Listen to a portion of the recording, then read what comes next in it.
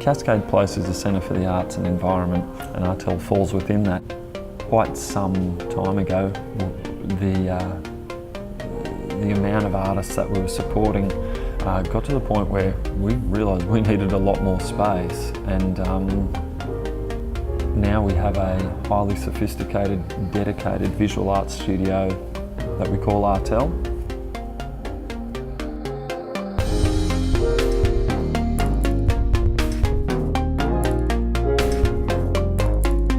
When Artel started, that was the first time we had any creative support to do visual arts or even textiles like we do today. Cascade has come a long way in 48 years. CPL was started in 1948 by a group of parents who didn't want to accept what the government or the community at the time had in plan for their children. Back in those days, in 1948, often children with disability were taken away from their families at birth, or they were placed into the care of an institution or a care provider. I guess the families that helped establish and set up CPL were trailblazers in some respects, in that they said no. We don't accept the norm of society back then, and in fact, we're going to go ahead and create the world that we want for our children. And that's exactly what they did when they established CPL.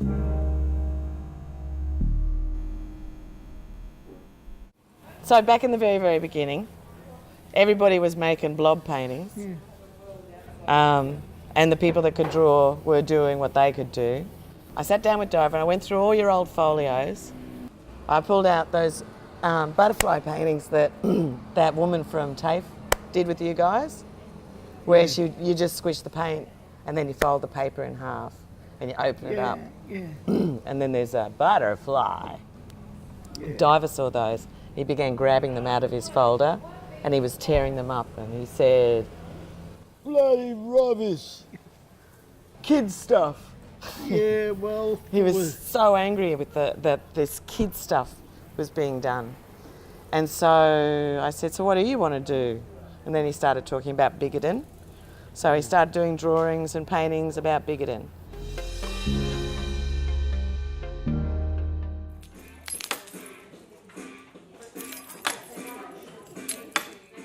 We have hooked a rope up to the rafters of Artel, and he swings it and shakes the rope with the noise. He loves my keys.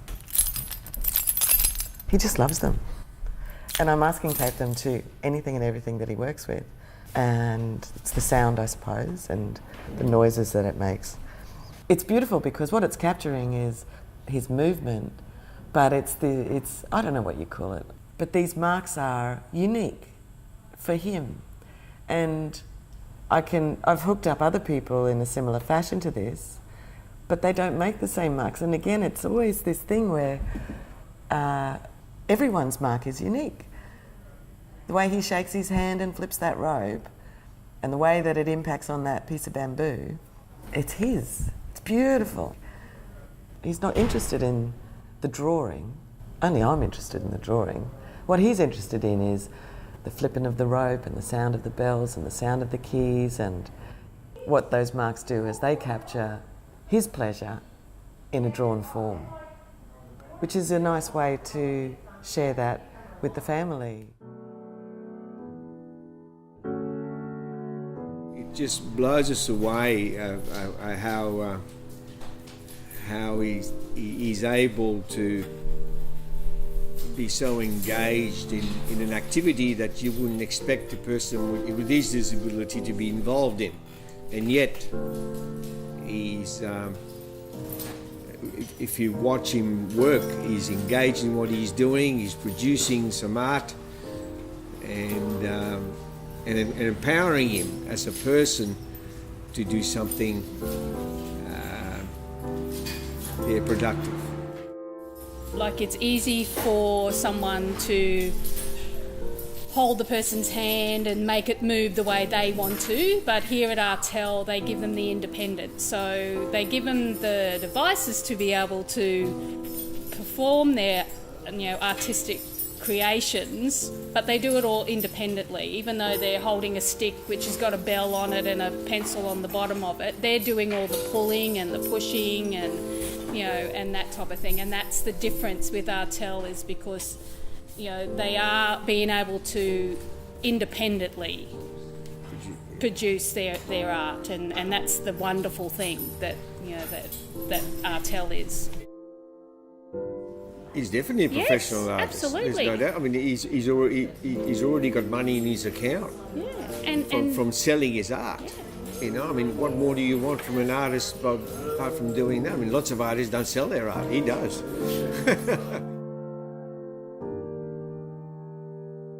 Each artist's mark is as important and as legally binding and as valuable as a signature, because it's individual and unique and precious. So for 12 years, 13 years, that's what we've been the champions of. Every individual artist was respected in what they wanted to do, how they wanted to represent their ideas, and a lot of time was taken in interpreting that and making sure that what they produced in their artwork was exactly what they wanted to. It was never somebody saying, oh look, let's do it this way, or I'll show you a way to do it. It was never like that. It was very apparent from the early days that there was this very, very strong underpinning ethical framework to the work in relation to making sure that the processes that we use when we're supporting people are authentic. When I first started doing this sort of work, working with people with cerebral palsy in the visual arts, unless they were like Robert, you might catch a couple of, there might be one person in a wheelchair who has the ability of use of one hand in a supported studio, maybe two hands. But there was never anything anywhere that I researched where they were supporting people with complex, really physical complex disabilities, and being able to have the direction of that didn't exist, still doesn't really, it's just us.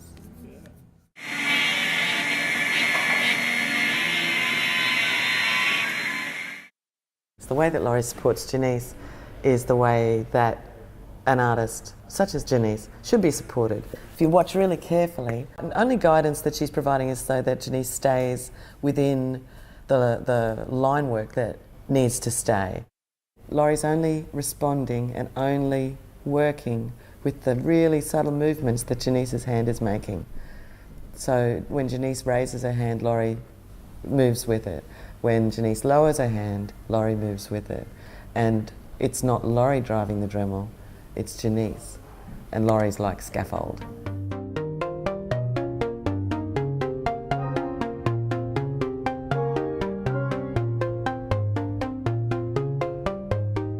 So in my mind, my big thing with the guys was I didn't want to use head pointers and I didn't want to use anything to do with therapeutic attachments. I wanted to be using the tools that artists use.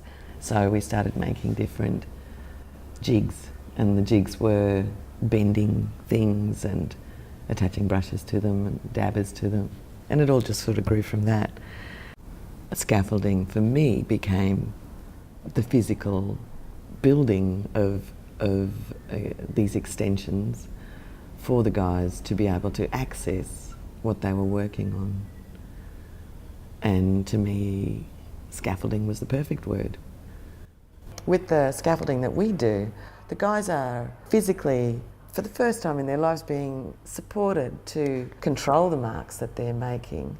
And all we're doing is making sure that the way that Genice's hand normally sits doesn't turn on her and she dremels herself in the throat or something. Like we're just providing the safeguards. We're not controlling it, they are. And that's that's a unique experience for every person that we support like that.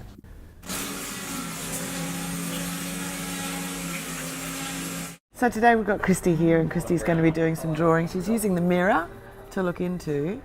So the first thing people need to know is how Kristi communicates. When Kristi says yes, she smiles, and she often lifts her head right back when she's really thrilled. Now Kristi, you've got to show them a big no. And that's a no. And it's as clear as that. My thumb pushes at the back of the brush, and that just allows for the pressure, Kristi, to make contact with the paper. I'm not pushing her arm, I'm not manipulating her hand, I'm simply hanging out with her while she draws. You need to show people how you can do this stuff.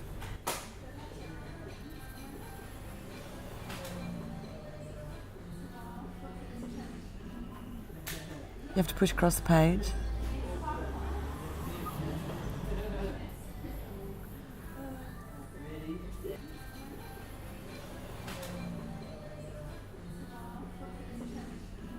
Push.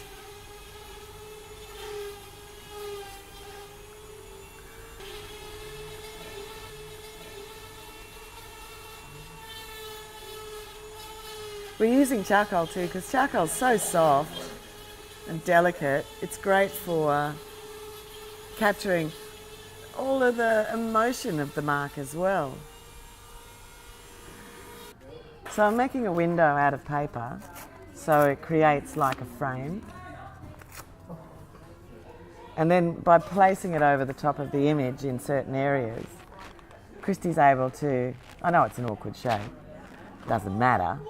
Basically it's about looking for a really nice textured area that we can then select to run through the photocopier, through the photocopier, through the photocopier, through the photocopier, and make it bigger and bigger and bigger. And then we could turn it into a screen for a screen print. Good creative support should be invisible. It's amazing how many staff we've had who are talented artists themselves that find the concept of creative support so difficult. You should be able to view a person's work and know absolutely that it's their work 100% and not have a clue of who has supported them to create that work. It is so important for the staff to, one, be professional, to respect, to be encouraging and accepting. And what it does is actually sets up the atmosphere when you walk into Artel, that's the atmosphere you walk into. Is it's not just looking after these people, it is a professional environment which gives opportunity for Cara to do the things she does.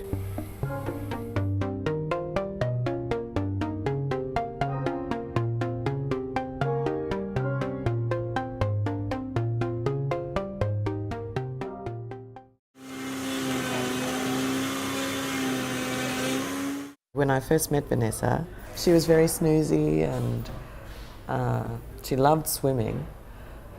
And the first time I sat down with her to support her to do a drawing and I put the tool in her hand, she immediately released it. And I did that for 10 years. She didn't hold anything for 10 years. And then one day, the tool was put into her hand and it was almost like she went, I get it now. And she started to manipulate it, and it was so exciting. And she held it probably for 20 minutes, and she did a drawing, but not like a picture, but she made marks. And that was just the best day. And now she's at the stage where we can set her up, and she can draw. She'll draw for hours. And it's not, as with Christopher, it's not the actual drawing that she's interested in, it's the manipulation of the tool that's in her hand.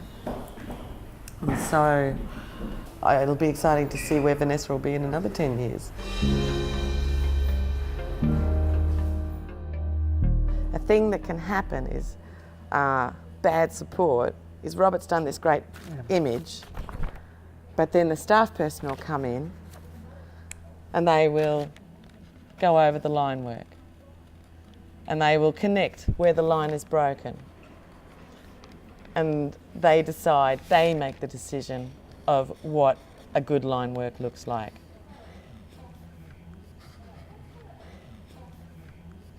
So this is like embellishing a line. It's taking over the artist's drawing and reducing it. The concept of a product being worth nothing unless the process is authentic is absolutely one of the most important statements for me.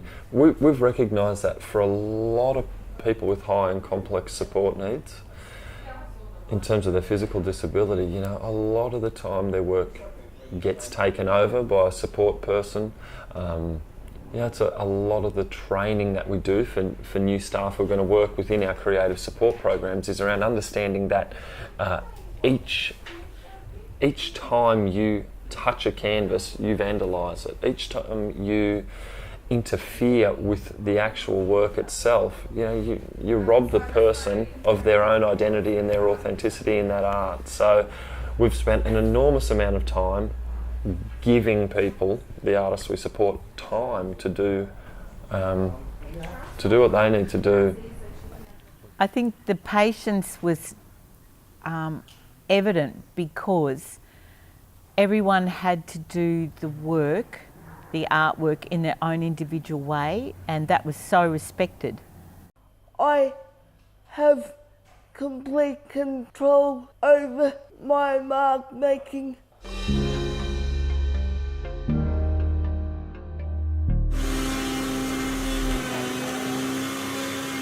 So I'm working with Pete this morning and we are using a Dremel, an electrical engraver. We use carving tools on the end of it so that the guys can carve out their liner work. This is Peter's drawing that he did of himself in Brisbane on a fireworks night. That's Peter's face with the Brisbane behind him and some fireworks in the sky. So Pete's got a cutaway table here in front of us. This arm over here, we need to use his restraint on that side so he doesn't smash the table involuntarily. And what Pete does is when the Dremel is turned on, I'm supporting the elbow to keep it elevated and also so it doesn't grind into the surface of the table, and he pivots. And so then he makes contact. And that's what we do. So I'm his eyes as well as his hand, but Pete's my guide, and he's the one that initiates contact, and he's the one that initiates a break. Sometimes short breaks, sometimes long, because Peter's knuckles here holding the tool and the vibrations, they rattle his knuckles and it can cause pain. Sometimes fast, sometimes not fast.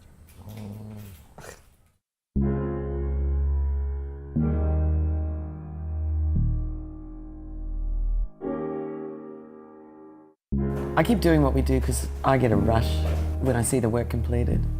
I also get a rush when I see the work in progress too. And watching somebody commit to dremeling for an extended period of time and they're engaged with it and they've got a really disabled body on top of that that's a buzz. Yeah, no, it is. It's truly, and it's not inspiring, it's just, you're doing something. You are really doing. You know, it's not like you're being distracted or you're being entertained but then to see the stuff that they can do is just fantastic. And to know that you've been a part of it is also a big buzz, because they do need the support, but they're driving it. And then to see that final product, and then to see it appreciated on a even playing field, that's all good. That's all good. That's the good stuff.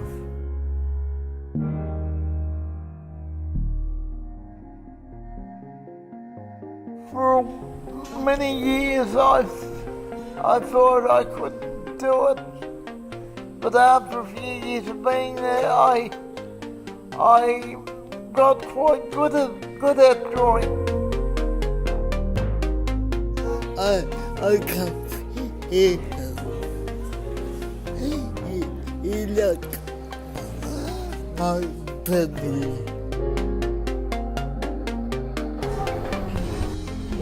Do you see yourself doing this for the rest of your life? Creating your art?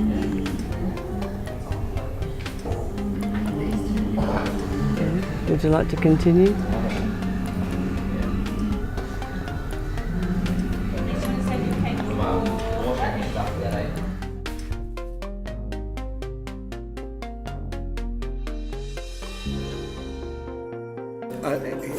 Every artist has a studio to work at. This is his studio.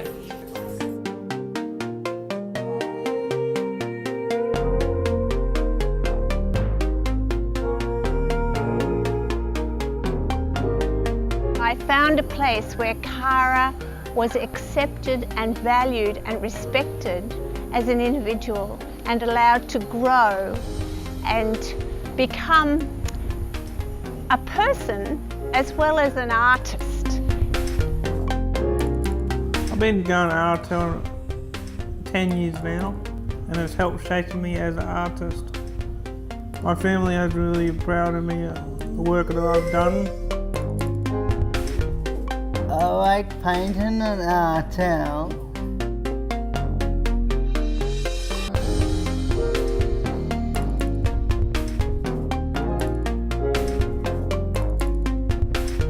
Yes, yes, yes, yes, yes, yes, yes, yes, yes, yes, yes, yes, yes, yes, yes.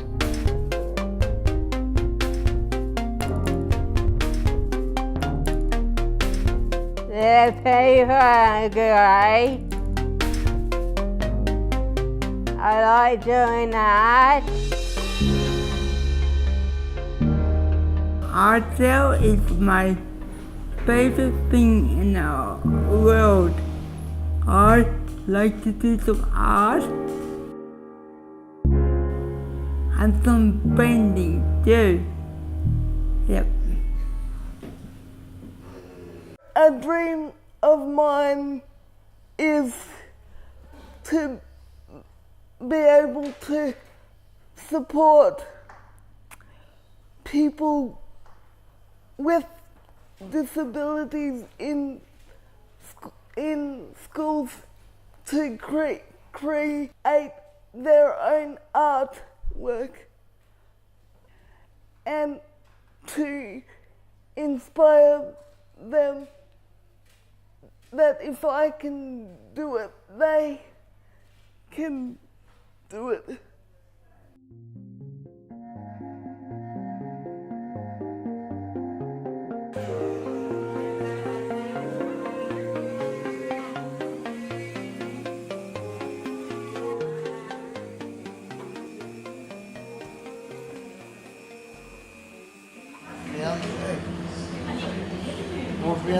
People that